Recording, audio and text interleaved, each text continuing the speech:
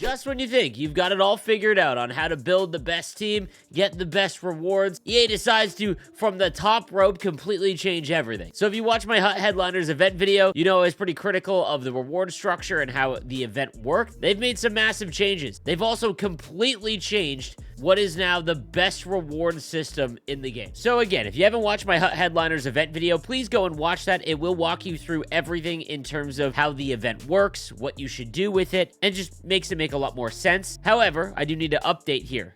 In objectives overnight, they added something called Headliners Bonus, which is clearly just a make right because something was not right in this original set. So the Headliners Bonus objective path makes far more sense. In it, you complete 10 Hut Rush games, and you will be rewarded with a Headliner Phil Kessel player item, the 8 overall VGK card, which makes sense because the very next objective is score goals with any Hut Headliner player item, meaning that you will get a free Phil Kessel card, and then you can actually score goals with him and complete this objective. Makes a lot more sense. On top of that, it's any Hut Headliner player event item, meaning that you could get all of the 82 overall master items, you could get multiple of the event cards, throw them all in your lineup, and if any of them score, you will work towards this objective. Objectives 2.0, this makes sense. And then the last one is take shots with any Hut Headliners player item. Again, the more cards you have in your lineup from the event, the easier that this is to complete. Now, if you complete all 3 of these, you're going to get a power-up collectible, which is huge because as I talked about in the event breakdown video,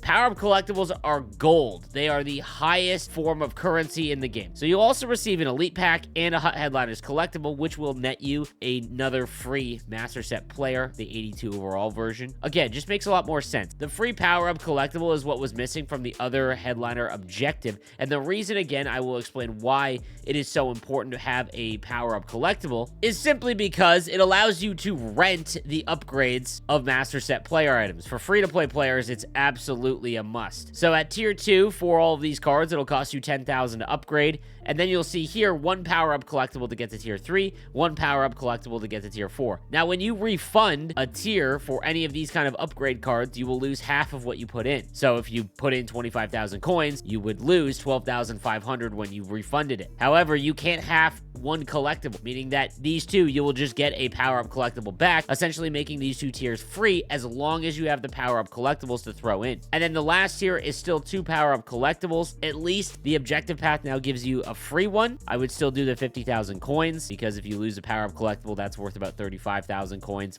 Obviously, half of 50 is 25. Again, it's very confusing, but just know getting the free power-up collectible at least allows you to get a free tier, and it'll rent it because you'll get it back whenever you decide to move on. Okay, now it's time to try and make sense of Hut Rush, and I've been talking about this on stream and in videos. Hut Rush just clearly looks like a mode they're just trying to get rid of or moving on from because there's really nothing new about Hut Rush at all. It's now no longer even on a big tile. It's just in this little tiny one on the main page, and the reward structure was abysmal. However, unannounced, if you go into Hut Rush now, as you can see, I have spent the time to complete it, so I can give you guys some tips and things on it. All of the objectives for the Hut Headliners Rush Week 1 and Stars of the World, which doesn't give you silver or bronze players, is actually insane. The objectives will net you about 400,000 points for every single one, and they're so easy to complete because you can just do it on Rookie against the CPU.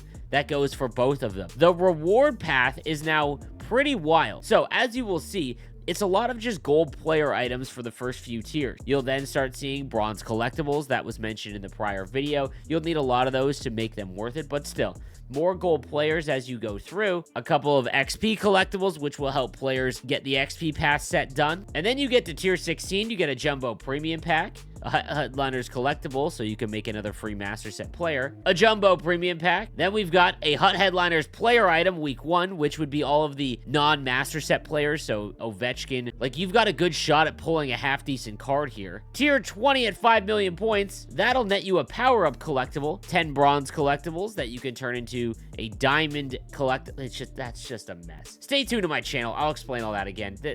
But at 5,750,000, you get a mega pack. For free-to-play players, a mega pack, you won't pull anything. You'll pull your hamstring opening these things. However, they usually give out a ton of gold cards, which is great because that's such a huge currency in NHL 20. And then finally, at 6,125,000 points, it'll net you another power-up collectible, which again is massive because you can essentially rent upgrade. Now, after completing all of the objectives, it took about 2 hours. I was able to get to 4 million points. After that, you're gonna have to do the grind of Hut Rush without any objectives, and this is still a major issue. Adding more rewards is great, but without fixing the mode, it's literally just increasing your pay as you go to a job. That said, in my opinion, the easiest way now is if you're using total controls, you can literally just hip check everyone for 200 points on Superstar. You can do it a ton. I do also need to mention that the scoring system is kind of bugged. Sometimes Deeks won't give you points. It's just a mess right now, but I just wanted to